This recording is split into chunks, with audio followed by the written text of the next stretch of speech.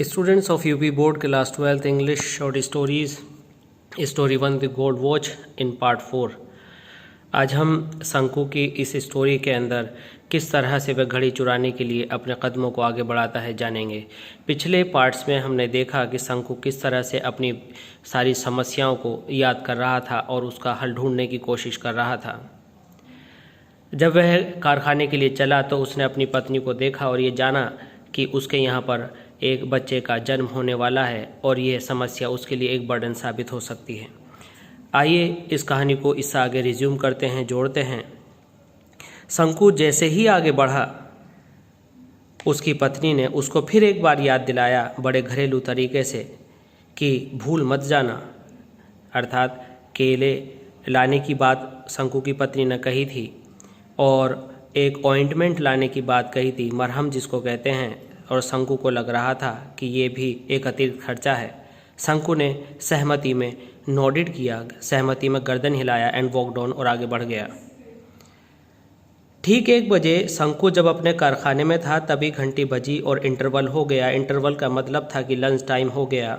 सभी लोग सामान्य तौर से जैसे कि रोज़ करते थे, सब लोग अपने अपने घरों की तरफ, कोई होटल की तरफ, कोई चाय की दुकान की तरफ लंच करने के इरादे से अपने अपने जगहों से हटा, फैक्ट्री से, और आगे अपने लंच के उद्देश्य को पूरा करने के लिए आगे बढ़ने लगा। लेकिन लंचू के दिमाग में तो इस समय कुछ और ही चल रहा था। लंचू जैसा कि आज पक्का इरादा करके आया था कि लंच ब्रेक में वह आज अवश्य रूप से उस घड़ी को चुरा लेगा।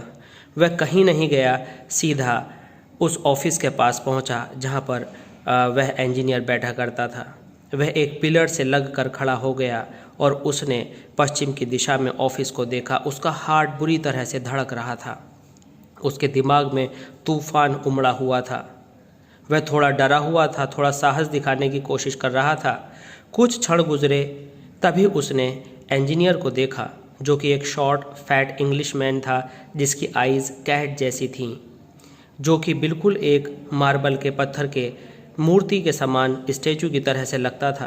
वह अपने ऑफिस से बाहर आया, उसने दरवाज़ा बंद किया और आगे बढ़ गया।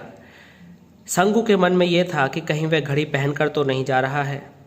शंकु ने इधर उधर देखा और मौका पाकर कि जब कोई उसे नहीं देख रहा था, वह ऑफिस की तरफ बढ़ा।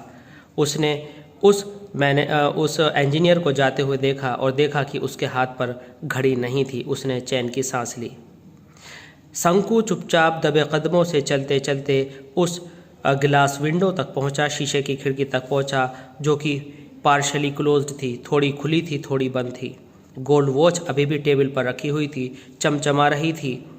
और इस घड़ी को देख करके एक बार फिर शंकु का हृदय तेज तेज धड़कने लगा।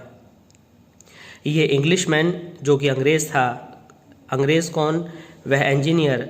वह वहाँ पर अपने थोड़ा लंच और सिएस्टा के लिए गया हुआ था। सिएस्टा कहते हैं दोपहर के खाने के बाद थोड़ी देर आराम करने को, और ये आशा की जाती थी कि वह अब 4 बजे से पहले नहीं आएगा। एक बहुत अच्छी अपॉर्चुनिटी थी इस समय शंकु के सामने, और सबसे अच्छी बात थी कि उसके आसपास भी कोई नहीं था। 1, 2, 3 इस तरह से 6, 7, 8 मिनट पास्ट होते जा रहे थे। तभी अचानक से शंकु के मन में विचार आया, कहीं कोई मुझे देख तो नहीं रहा है। जैसे ही कुछ क्षण बीते, इस डर ने उसे और दबाव में ले लिया। उसने अपने स्टेप्स आगे बढ़ाए, 1-2 कदम आगे बढ़ाए, और जब उसको ये तसल्ली हो गई कि उसको कोई नहीं देख रहा है, तो उसने अपने इरादे को आगे बढ़ाने की कोशिश की। उसने तुरंत रूम की तरफ कदम बढ़ाए, फिर इधर उधर देखा कि कोई नहीं है। तभी अचानक से एक दहशत उसकी रगों में दौड़ती हुई निकल गई। उसका दिमाग चकराने लगा और 1 सेकंड पास्ट हुआ ही था कि उसने अपना हाथ बढ़ाया और गोल्ड वॉच उसके हाथ में आ गई। वह बहुत ज़्यादा नर्वस था, घबराया हुआ था। उसकी आंखों ने फटाफट इधर उधर देखा कि कोई उसे देख तो नहीं रहा है। अपने कपकपाते हुए हाथों से उसने उस घड़ी को अपनी जेब में रख लिया, अपने ट्राउज़र्स में रख लिया। उसकी सांस रुकी हुई थी, वह बहुत जल्दी में था। लगभग उसने 10 कदम लिए ही होंगे, उसने फिर भी पीछे मुड़कर देखा और देखा कि कोई उसको देख तो नहीं रहा है, और तुरंत पूरब की तरफ के कॉरिडोर, लॉबी या गैलरी कह सकते हैं की तरफ उसने चलना शुरू किया। बिल्कुल ये बात स्पष्ट थी कि वह टाइम कीपर के ऑफिस की तरफ जा रहा था। टाइम कीपर वह पर्सन जो समय देख करके घंटी लगाता है, वह अवश्य ही वहाँ पर कुछ कर रहा होगा। शायद शंकु के मन में जल्दबाजी बहुत थी। वह जल्दी जल्दी से सोच रहा था कि क्या किया जा सकता है। तभी उसने ईश्वर को याद किया। उसे लग रहा था कि उसने बहुत बड़ा धोखा दिया है। उसका दिल बहुत तेज़ी से अभी भी धड़क रहा था। उसे वह सोने की घड़ी अपनी जेब के अंदर एक सुलगते हुए अंगारे की तरह लग रही थी। वह अपनी तेज़ चिंगारियाँ छोड़ रही थी, जो कि उसके नर्वस सिस्टम पर अटैक कर रही थी, और वह बुरी तरह से परेशान था और पसीना पसीना था। उसे ऐसा महसूस हो रहा था जैसे कि मानो सारी दुनिया उसके चारों तरफ चक्कर खा रही है और उसमें से शोले निकल रहे हैं, उनमें से लपटें उठ रही हैं, और सुकून का उसके पास एक कण भी नहीं है। उसके पास ठंडक नहीं है और वह आग से घिरा हुआ है, सब कुछ जल रहा है। भाई शंकु, तुम यहाँ पर एक खंबे की तरह क्यों खड़े हो? तभी एक आवाज़ ने शंकु से कहा।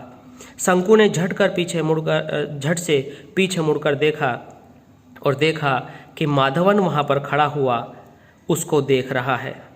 शंकु हकलाने लगा, नहीं नहीं, अरे भाई, बस मैं तो यूं ही यहाँ पर खड़ा हूँ। डियर स्टूडेंट्स, शेष स्टोरी आप देखेंगे हमारी is the gold watch series में पार्ट 5 में। थैंक्स।